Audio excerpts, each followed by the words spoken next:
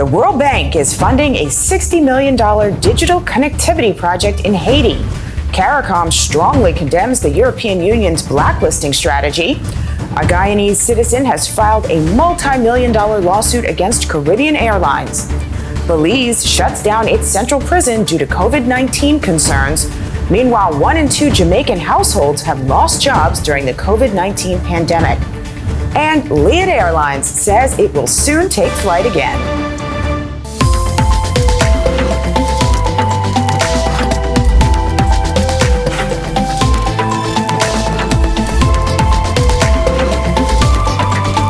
This is the Caribbean Times News with Alicia Davis. I'm Alicia Davis in New York. Thanks for being with us. We begin with our headline story. The World Bank is funding a $60 million digital connectivity project in Haiti. The Haiti Digital Acceleration Project, as it's called, aims to increase access to broadband services and build skills for digital literacy. According to the country director of the World Bank, the ongoing pandemic emphasized the important role that technology plays during and even after such a crisis. The World Bank will also provide equipment, software, and broadband to improve the government's efficiency and modernize service. And now to Antigua and Barbuda, hit by a 5.1 magnitude earthquake. 2 other islands, St. Kitts and Nevis and Guadeloupe, also felt the impact of the quake. Now, there were no immediate reports of damage or injuries. The Seismic Research Center said that the quake occurred just 14 minutes after midnight on Friday and was felt approximately 116 kilometers northwest of Antigua's capital, St. John. Now to CARICOM condemning blacklisting by the European Union. At issue is the recent inclusion of CARICOM member states on its blacklist of supposed non-cooperative tax jurisdictions. The Caribbean community says it shows the European Union's unwillingness to take into account progress made by the CARICOM states in complying with global standards. Bahamas, Barbados, and Trinidad and Tobago were included in the latest EU list of countries that were identified as high risk for money laundering and terrorist financing. According to the EU, those countries were identified as having deficiencies in their anti-money laundering and counter-financing of terrorism regimes, which they say pose a threat to the EU's financial system. CARICOM said in a statement that the blacklisting affects the economic prospects of the countries and CARICOM at large. The organization further noted that along with trying to recover from the economic impact of COVID-19, the countries are now being subjected to what they call the EU's discriminatory tactics. Well, coming up, Caribbean Airlines is being sued by a Guyanese national over a suitcase with cocaine. We will have the details coming up. Stay with us. Since the coronavirus, global travel seems risky. But with Promo Caribbean, you don't have to worry. Our COVID-19 alerts feature, coupled with our comprehensive travel guide featuring over 20 countries, contains all you need to keep updated and safe during the pandemic. Whether it's Belize, Barbados, Haiti, or Guyana, our travel guide has all you need from safe places to eat, transport options, pharmacies, embassies, hotels, and Airbnbs. Not feeling well? You could take the COVID self-assessment test on our app.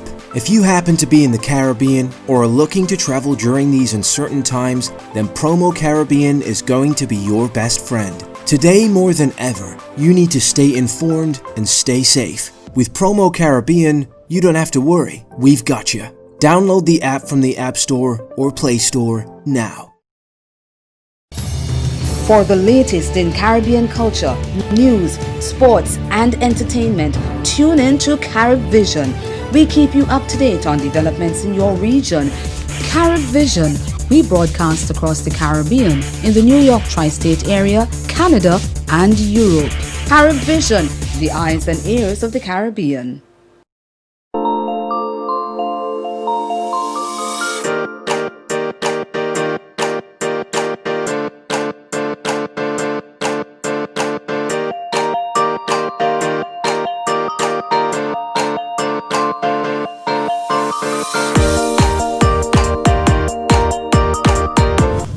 Welcome back to Caribbean Times News. And a Guyanese citizen filing a multi-million-dollar lawsuit against Caribbean Airlines. Back in 2018, the 50-year-old man, Simeon Wilson, traveled from Guyana to New York, where he was arrested and charged after 4 pounds of cocaine was discovered in his luggage. Well, the charges were later dropped after investigators said that the man's bag was tampered with while in the airline's custody. Wilson reportedly wants the airline to pay him for what he says is a lapse of security that allowed the cocaine to be placed in his bag. He says that although the charges were dropped, his name is still flagged in the system and he faces questions at U.S. airports. Well, Barbados is monitoring a dengue outbreak in the region. Countries, including St. Lucia and St. Vincent and Grenadines, have reported dengue outbreaks this year.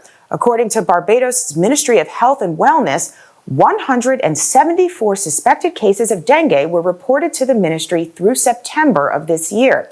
That's an increase compared to the first 9 months of both 2018 and 2019. Barbados is telling citizens to step up surveillance for mosquito breeding sites. Trinidad and Tobago is making changes to its COVID-19 policies. The number of people allowed to congregate is being increased to 10, and the number of people allowed to attend funerals will be increased to 20. The Prime Minister, Dr. Keith Rowley, said that the adjustments should allow the country to step forward while still being wary of the spread of the virus.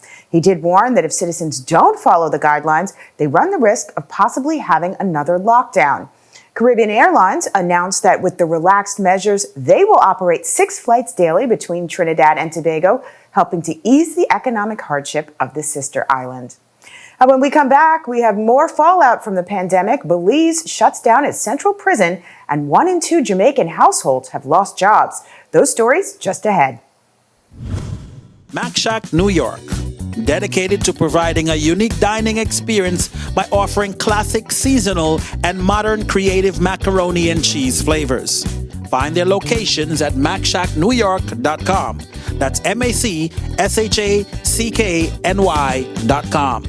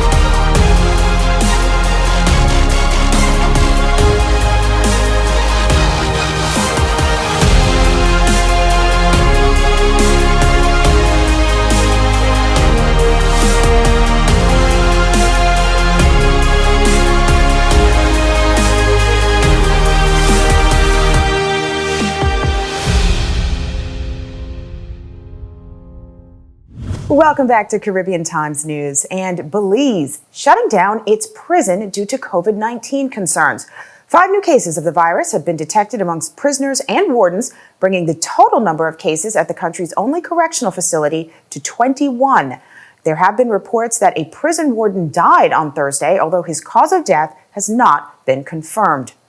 Meanwhile, 1 in 2 Jamaican households have lost jobs thanks to the pandemic and the country's dependence on the tourism sector.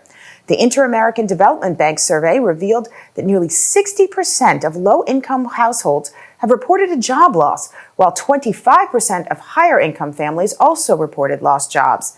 The survey further showed that about half of middle-class families experienced a job loss and/or a business closure. And some good news, Liat Airlines says that it will take flight again next month. Antigua's Minister of Information, Melford Nicholas, said that the airline is currently undergoing restructuring, but will likely resume operations in November. The airline had suspended operations after many Caribbean countries closed their airports in March because of the coronavirus. The governments of Barbados and St. Vincent and the Grenadines have agreed to sell their shares in the cash-strapped airline. Well, coming up on Caribbean Times News, Jamaicans are celebrating the historic run of Senator Kamala Harris, and the legendary Sandy Lane Luxury Resort will soon be opening its doors again. Those stories are just ahead. Stay with us. Since the coronavirus, global travel seems risky, but with Promo Caribbean, you don't have to worry. Our COVID-19 alerts feature, coupled with our comprehensive travel guide featuring over 20 countries, contains all you need to keep updated and safe during the pandemic. Whether it's Belize, Barbados, Haiti, or Guyana, our travel guide has all you need from safe places to eat, transport options, pharmacies, embassies, hotels, and Airbnbs. Not feeling well? You could take the COVID self-assessment test on our app. If you happen to be in the Caribbean or are looking to travel during these uncertain times, then Promo Caribbean is going to be your best friend. Today more than ever, you need to stay informed and stay safe. With Promo Caribbean, you don't have to worry. We've got you. Download the app from the App Store or Play Store now. Well, welcome back to Caribbean Times News. And Jamaicans in the U.S. and all around the world excited at the prospect of Kamala Harris running for Vice President of the United States. Senator Harris, whose father is Jamaican, is the first person with Caribbean heritage on a major party ticket in the U.S. The swing state of Florida is home to the most Jamaicans in the United States, with Florida having almost 1 million people with West Indian ancestry. According to the mayor of Lauderdale Lakes, who is Jamaican by birth, Senator Harris is the talk of the town. The U.S. election is now 22 days away. Well, now to the growing controversy over the arrest of Guyana's Deputy Chief Elections Officer. The police say that the officer, Roxanne Myers, was arrested on a charge of conspiracy to defraud as investigations into the country's March 2nd elections continue.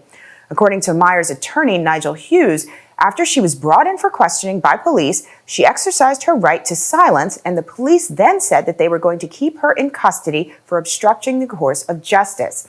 A statement from the police force said that the police did not detain Myers because she remained silent and called Hughes' statement a distortion of the truth.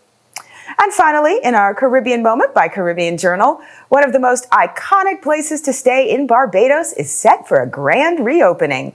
The island's legendary Sandy Lane Luxury Resort will begin welcoming back guests on November 1st. The reopening comes after the property went through an extensive restoration to all 115 bedrooms, suites, and penthouses, along with the hotel's villa.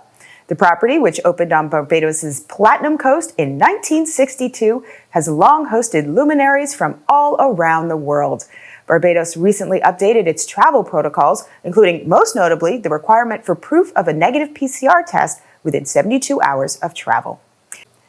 And that does it for this edition of the Caribbean Times News. To all of our viewers across the Caribbean and around the world, thank you for watching and have a great night.